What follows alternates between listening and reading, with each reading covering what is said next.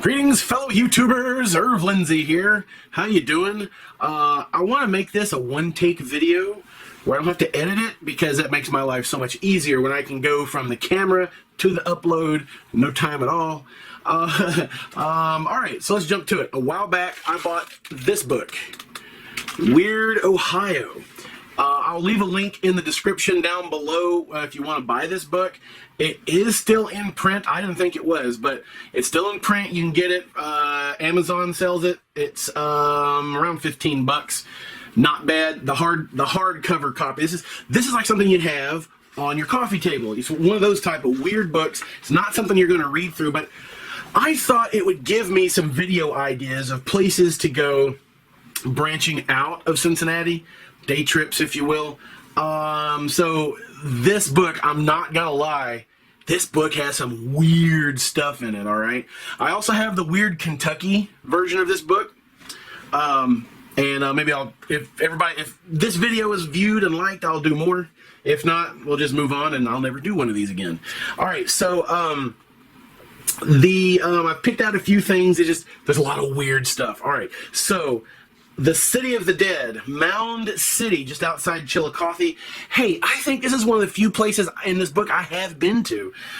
So in Ohio, as you guys may know, we've got lots of mounds here. Not far from Cincinnati is Fort Ancient, which is one page over from City of the Dead.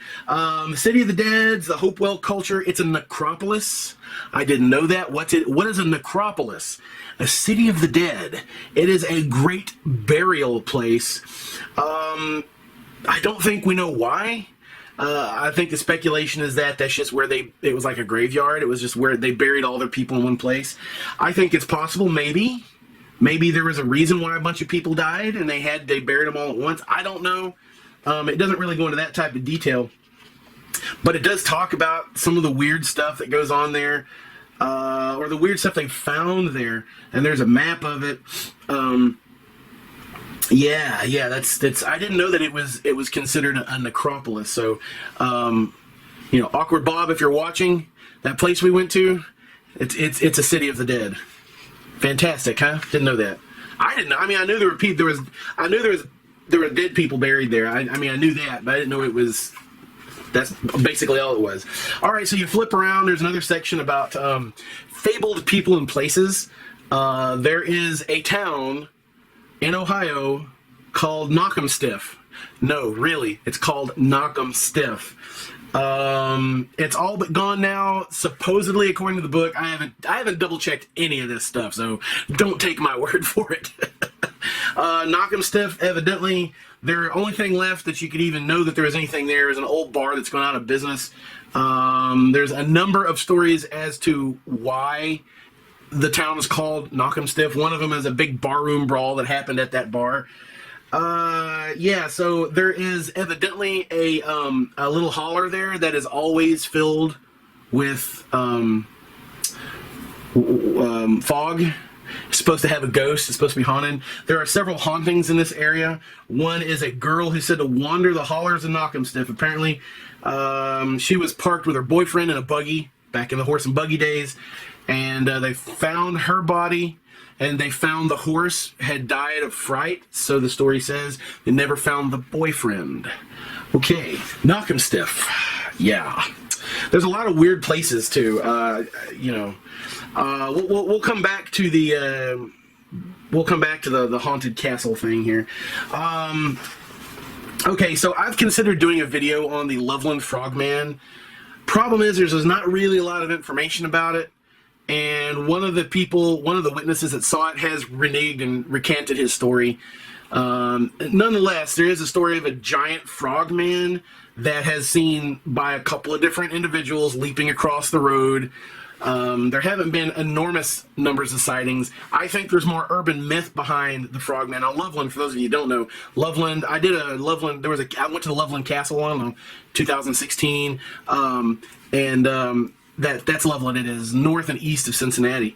But anyway, there's not a lot to the story. I'm not sure it'd make for a good video, but look it up. It's interesting. And of course, there is supposedly a Lake Erie monster called Bessie. Kind of like the Loch Ness Monster. Does anybody know about this? Bessie, the Lake Erie monster. And of course, the Mothman. If you've seen the Mothman movie that was out, I don't know, was it 10 or 15 years ago? I used to live in West Virginia, and I used to live in that corridor from Huntington that goes into Charleston, the state capital. I think it's I-64.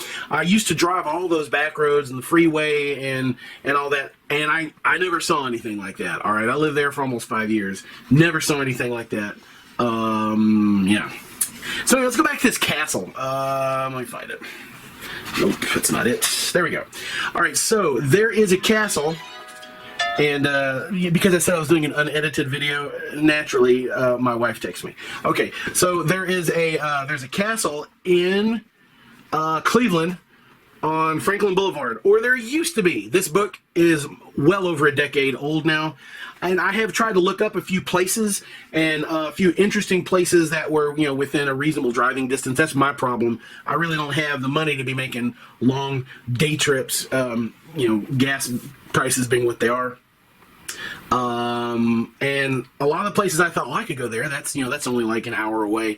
A lot of these places don't exist anymore. I don't know if this castle on Franklin Boulevard in Cleveland still exists. It's supposedly a haunted castle. It was originally built by a banker.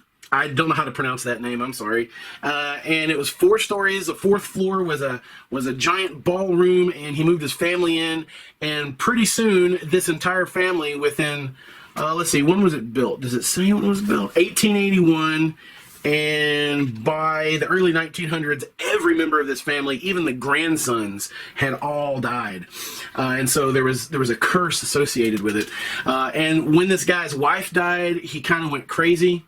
I guess built some secret passages. He was a lot of the stories say that he was an evil and controlling man, according to the book. Anyway, it was sold a number of times, and the curse kind of hung over it.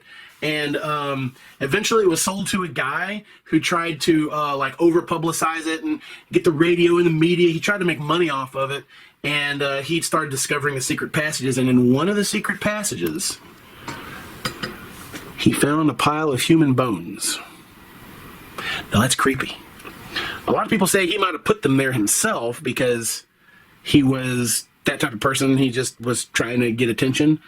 But there's very few people that will say that, you know, there wasn't, that, you know, nobody will deny. Few people will deny it. There was human bones found, and they were old. That's all I can say.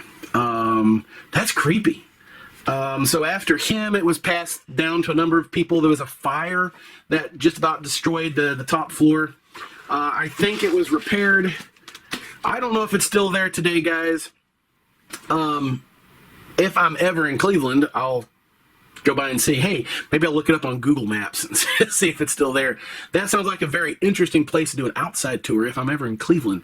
Wow, that's a long ways away. Yeah. All right. Well, thanks for watching. This has been one big, long, unedited video with a text from my wife. That's how you can tell it's not edited. Thanks for watching, everybody. I appreciate it. Everybody, link to the book is in the description below if you want to check it out. It's a very interesting book. It's not that expensive either.